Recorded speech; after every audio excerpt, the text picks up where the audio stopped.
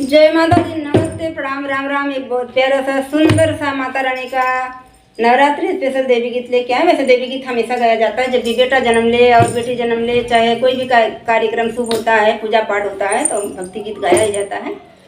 चलिए एक प्यारा सा पारंपरिक राग पर बहुत सुंदर सा पचड़ा गीत लेके आए हैं। पूरा गीत जरूर सुनिएगा।